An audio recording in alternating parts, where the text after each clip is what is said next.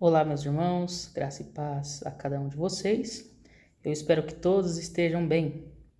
Para início de culto, eu quero fazer uma oração de gratidão a Deus por mais um dia de vida, pela graça recebida por intermédio de Cristo Jesus. Oremos então. Senhor Deus, nós reconhecemos a Tua grandiosidade e a nossa miséria. Nós sabemos que quem nos sustenta é o Senhor, porque o fôlego que há em nós veio de Ti, Senhor. Agradecemos por mais um dia de vida, por ter nos guardado neste dia de hoje, os livramentos, tanto os visíveis quanto os ocultos que nós não percebemos, mas o Senhor estava ali para nos livrar. O Senhor tem guardado os nossos familiares, tem provido. O Senhor é quem nos mantém de pé. Somos gratos a Ti, ó Pai, por tudo que o Senhor tem feito, realizado em nossas vidas. No nome de Jesus Cristo oramos e agradecemos. Amém. Meus irmãos, é com muito prazer que nós sempre nos reunimos para cultuar ao nosso Deus e para sermos edificados como igreja do Senhor. E como responsabilidade da Igreja do Senhor, nós devemos orar uns pelos outros. No nosso calendário de oração, como é de costume, no dia 3, nós temos aqui algumas famílias sendo representadas. Nós temos a família da nossa irmã Maria Gonçalves, nós temos a irmã Benedita Marques, José Carlos de Oliveira Matos, nosso irmão Boanerges. Oremos por esses irmãos. Nós não sabemos muitas das vezes o que se passa, nós não conhecemos o coração a fundo, mas o Senhor é quem conhece, o Senhor é quem sonda. Oremos então essa oração de intercessão, âmbito espiritual, no âmbito físico, financeiro. Oremos para que o Senhor possa estar dando graça aos filhos dele. Continuar dando graça aos filhos dele. Oremos. Senhor Deus e Pai, diante de Ti colocamos todos os nossos anseios, as nossas petições. Estão aqui algumas famílias, Senhor. Famílias essas que carecem da nossa oração, como igreja. Nós pedimos pela família da nossa irmã Maria Gonçalves, que o Senhor entre com a providência devida à vida da Tua serva e dos familiares, cuidando, agraciando, porque o Senhor é o Deus de toda a provisão. Também pela família da nossa irmã Benedita Marques, entre com a Tua providência, com o Teu cuidado, com a Tua resolução, a Tua santa resolução. Vai tirando tudo o que for embaraço, que o Teu nome venha a ser glorificado por meio do testemunho da Tua serva. Também o nosso irmão José Carlos, vá de encontro, Pai amado, no nome de Jesus. Vá de encontro com a vida deste servo, Senhor, guardando, livrando-o de todo mal. O Senhor é quem conhece, o Senhor é quem sonda os corações, o Senhor sabe de tudo o que se passa e ainda o que vai suceder. As nossas vidas estão diante do Senhor. Guarde o servo, Senhor. Guarde ele guardando de todo mal, livrando de tudo que de mal possa suceder, e se até alguma coisa acontecer, que seja para glorificar o Teu nome. Também pedimos pela vida do nosso irmão Boanerges e de sua família, que o Senhor continue derramando as mais ricas bênçãos, guardando e livrando de todos os males. Senhor, somos o Teu povo, estamos congregados no Teu corpo. Nos ajude, ó Deus, tenha misericórdia, guardando e livrando cada um dos irmãos que aqui foram mencionados, guardando cada um dos familiares representados aqui, e de outros irmãos que está neste momento em casa, com a sua dificuldade, com as suas lutas. Ó Deus, contemple, agracie, ó Deus, no nome de Jesus Cristo. Dê ânimo, renove as forças, renova a Tua igreja, ó Senhor. Renova a igreja de Brasilândia, cada departamento, cada irmão e irmã que venhamos ser tomados por um senso de temor e reverência e humilhados voltemos a praticar com fervor aquilo que lhe agrada. No nome de Jesus eu oro e com a tua igreja eu agradeço. Amém. Meus irmãos, eu quero falar hoje a respeito de algo importante na história da igreja, na história de um servo do Senhor. Algo que aconteceu e até hoje transforma vidas por esse ato tão importante. Eu quero falar sobre a morte de Cristo pela sua igreja, a morte de Cristo pelos seus eleitos, a morte de Cristo pelo seu povo. 2 Coríntios, capítulo 5, versículo 19, é um texto que eu quero tomar aqui como base e farei menção de outros textos, mas em suma nós falaremos sobre a morte de Cristo pela igreja, a importância disso. Diz assim a palavra do Senhor, 2 Coríntios, capítulo 5, versículo 19. A saber, que Deus estava em Cristo reconciliando consigo o mundo, não imputando aos homens as suas transgressões, e nos confiou a palavra da reconciliação. Meus irmãos, nós somos cristãos chamados por Cristo, lavados e remidos no sangue de Cristo, e isso se deu pelo sacrifício de Cristo no Calvário. Nós entendemos isso, tomamos como base a nossa teologia, que é uma teologia reformada, da sua linha calvinista, que Cristo morreu para os seus eleitos. Essa é a extensão do Evangelho. Reconciliando consigo o mundo, ou o seu povo, os seus eleitos, os seus escolhidos. Nós não podemos ter dúvidas de que nem todo mundo será salvo. E isso nós encontramos tanto na antiga aliança como na nova aliança. O povo de Israel, o povo judeu, é uma exemplificação disso. Um povo chamado, um povo escolhido, um povo eleito. Olha o que diz em Mateus capítulo 7, versículo 14, a respeito disto. Porque estreita é a porta e apertado o caminho que conduz para a vida, e são poucos que acertam com ela. São poucos que entram por ela. A salvação, ela não é para quem quer. A salvação é para quem foi escolhido pelo Senhor. Muitas das vezes as pessoas podem taxar isso como arrogância, isso como um erro de interpretação, mas não. Nem todos serão salvos. Nem todos querem Cristo Jesus.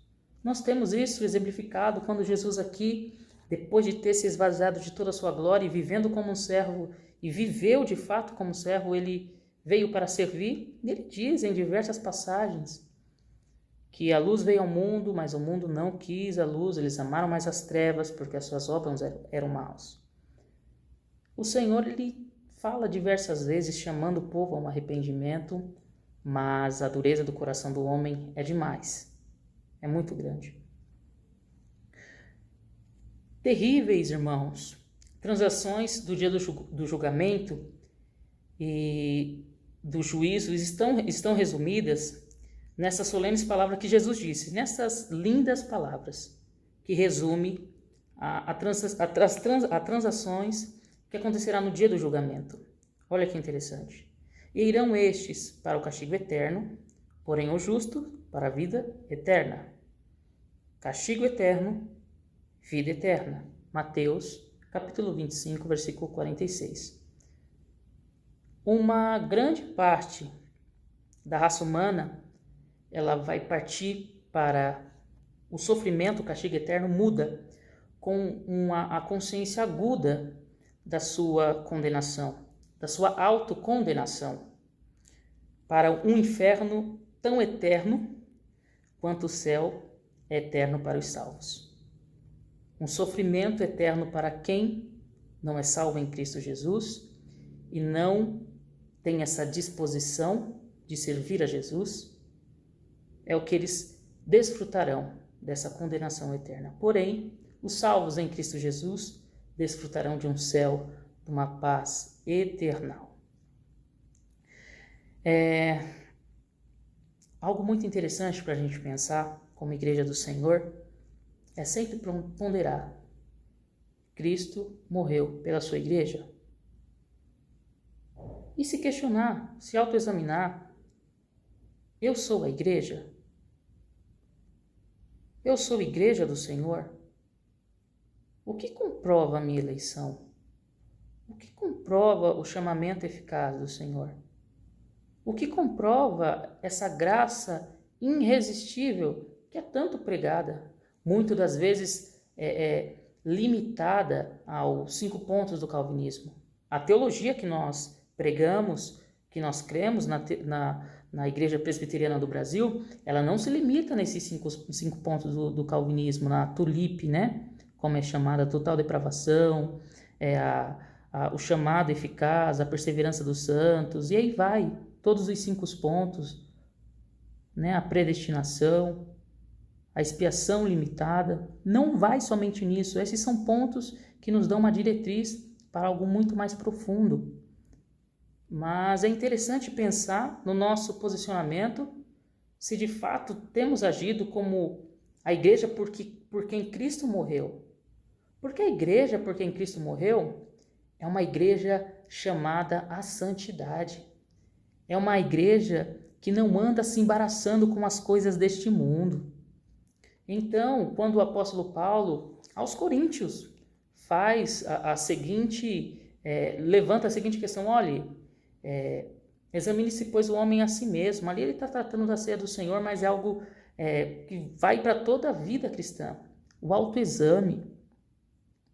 A morte de Cristo é muito importante. O Senhor, ele desce dos céus, como foi falado na escola dominical. Ele se esvazia de toda a sua glória, vive como servo e morre a nossa morte, para que tivéssemos o privilégio de viver a vida que ele tem para os seus. E não pode haver dúvida nos servos do Senhor que Deus escolheu um povo particular nesse mundo. Deus escolheu um povo particular nesse mundo, e não é egoísmo pensar dessa forma. Diversas vezes, conversando a respeito da teologia reformada, muitos questionam: mas isso é egoísmo, como assim? Então quer dizer que uma pessoa que está indo para a igreja e está lá fazendo tudo certinho, quando Jesus voltar ou essa pessoa for ao encontro, né, ou falecer, quer dizer que se ela não for eleita, ela não vai ser salva? Não é assim que funciona. Nós entendemos que o salvo no Senhor Jesus Cristo, ele testifica esse chamado, esse chamamento através das suas obras, através da sua vida, e não é algo forçado, é algo natural. Nós podemos tomar como base a seguinte citação: pelos frutos se conhecem as árvores. Nós temos que ter essa base, não é julgando, mas é provar, saber, conhecer. Será que temos agido? Será que de fato entramos nessa porção dos chamados e escolhido pelo Senhor Jesus? Dobre o seu joelho, peça ao Senhor essa orientação: Senhor, me abre um entendimento para que eu possa entender ainda mais a respeito do teu sacrifício no Calvário, como isso é simbólico para a igreja do Senhor, para o povo escolhido do Senhor, para o povo salvo através do sangue do nosso Senhor Jesus Cristo. Se você tem dúvida do seu chamamento, da sua eleição, vá a Deus em oração. Porque, de fato, a oração é um caminho que Jesus abriu. E é um caminho que nos leva até o trono de graça, onde de fato a graça flui certamente como um próprio rio de águas vivas. Então, tome posse deste meio que o Senhor nos concedeu por meio de Cristo Jesus, que é a oração, pedindo a confirmação, se você tem dúvida. Viva uma vida digna de um servo do Senhor. Viva uma vida que glorifique ao Senhor. Busque satisfação em fazer a vontade do Senhor. Salmos de número 65, verso 4 diz: Bem-aventurado aquele quem escolhes e aproximas de ti. Bem-aventurado aquele a quem escolhes e aproximas de ti. O salmista diz isso. Feliz é o homem que o Senhor escolhe e o aproxima de ti. Essa felicidade, ela é tida pelo povo do Senhor. Também no ajuntamento solene, mas expressa ainda mais no dia a dia. Você tem caminhado com Cristo? Lembre-se de Enoque, e andou Enoque com Deus, até que não o viram mais. Você é tete a tete com Deus? Possui um relacionamento com Deus? Você pode chamar Deus de paizinho? Quais são as suas prerrogativas? Como você está diante do seu Senhor? Meus irmãos, no Evangelho de João acontece algo muito interessante, que comprova. Diz o seguinte: é por eles que eu rogo. Não rogo pelo mundo, mas por aqueles que me deste, porque são teus. Em suma, o que eu quero tratar com os irmãos não é me aprofundar, porque minha memória é muito rasa para isso, não é querer me engrandecer, esbanjando algum tipo de conhecimento, porque eu estou longe disso. O meu desejo é aprender ainda mais com os irmãos, e isso eu falo de coração. Mas é chamar a atenção de cada um de vocês, meus irmãos, que acompanham-me neste meio virtual, nesta quarta-feira, neste momento que Deus nos proporcionou, chamar sua atenção para o sacrifício de Cristo. Cristo morreu por sua igreja. E como subtítulo, eu sou a igreja do Senhor? É uma provocação, é um questionamento que eu levanto de uma forma santa, de refletirmos sobre as nossas vidas, as nossas práticas. Domingo foi falado na escola dominical, tive a oportunidade de dar essa aula sobre a humildade. Temos desenvolvido essa virtude? Meus irmãos, a vida cristã não é uma vida meia boca, ela é uma vida de transformação, de mudança. E quando alcançados pela graça de Cristo, isso reflete em outras pessoas. Eu mencionei o exemplo ainda na antiga aliança de Isaías, quando teve encontro com Deus, com o Todo-Poderoso. Eu não citei, mas vale aqui ressaltar o encontro do próprio apóstolo Paulo a caminho de Damasco com o Cristo, a quem ele perseguia. Ah, meus irmãos, como a salvação ela é evidenciada de fato pela nossa prática diária de relacionamento com Deus. E eu quero deixar isso muito claro. A palavra do Senhor diz que nos últimos dias o amor de muitos se esfriaria. O amor é algo evidente nos salvos. E por amor aos salvos, o Senhor disse que abreviariam os dias difíceis que viriam. Mas o que me deixa preocupado é que o Senhor diz na palavra que o amor de muitos se esfriaria. Meu irmão, eu quero ser achado com você. Eu quero ser achado congregado com você. Na minoria que o amor não se esfria. Na minoria que o amor prevalece e cada vez se aquece e manifesta e alcança outras pessoas. Que Deus em Cristo abençoe cada um de nós. E que de fato nós possamos entender o que Cristo fez na cruz do Calvário pela igreja dele. Ele morreu a nossa morte para vivermos a vida dele. Uma vida de vitória, porque com Cristo nós somos mais do que vencedores. Porque já não vivemos a vida que queremos, mas vivemos da forma que Cristo diz que devemos viver. Ovelhas marcadas para morrer, ovelhas indo para o matadouro, mas tendo bom ânimo, porque ele venceu. Ele, o nosso Senhor Jesus. E neste mesmo espírito de devoção ao Senhor, de desejo de ser achado entre os poucos onde o amor não se esfriará, eu quero cantar uma canção que fala a respeito do antes e depois de Cristo. Antes, na nossa vida de perdição e pecado, e hoje encontrado em Cristo, assentados em mesa com príncipes e princesas. É um cântico bastante conhecido, e eu espero que os irmãos possam juntamente comigo louvar em seu lar. Algemado por um peso, ó, quão triste eu andei, até sentir as mãos de Cristo. Não sou mais como eu era, eu sei. Tocou-me, Jesus tocou-me, de paz ele encheu meu coração. Quando o Senhor Jesus me tocou, livrou-me da escuridão.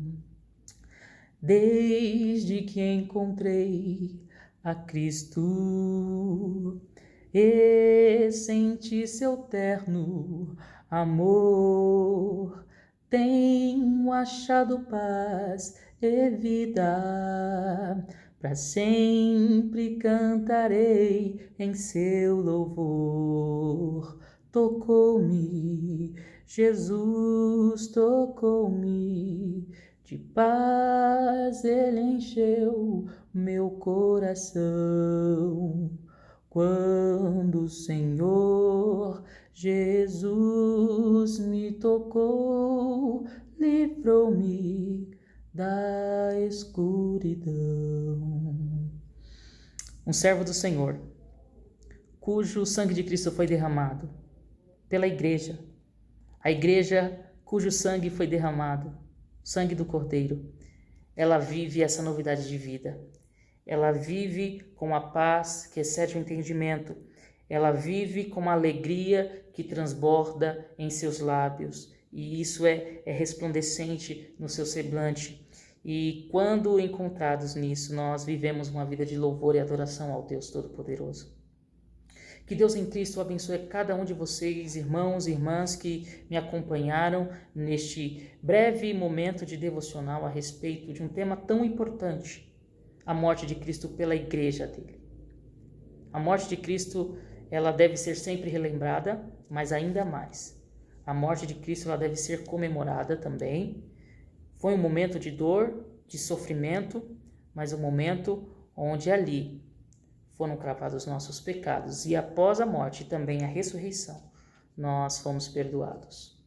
Perdoados através do sacrifício de Cristo. Que amor é este? Morreu por nós, quando ainda éramos pecadores. Olhe para Cristo quando tentado em seu pensamento. Olhe para Cristo quando tentado em seu coração a titubear. Olhe para Cristo quando seus pés e quando as suas forças desfalecerem. Olha para Cristo e diga: Senhor, me leve até a cruz, porque de lá certamente eu encontrarei o meu caminho de casa. A cruz de Cristo, o sacrifício de Cristo, a morte, ressurreição e ascensão de Cristo nos faz mais que vencedores. Que Deus em Cristo abençoe cada um de vocês e os seus familiares também. Que a graça do Senhor os encontre. Que a graça do Senhor venha superabundar na vida de cada um de vocês. Que este ano de 2021 nós possamos desfrutar na igreja de Brasilândia e assim em outras igrejas sucessivamente um reavivamento espiritual. Um retorno às práticas que agradam ao Senhor. Que Deus em Cristo abençoe, meus irmãos.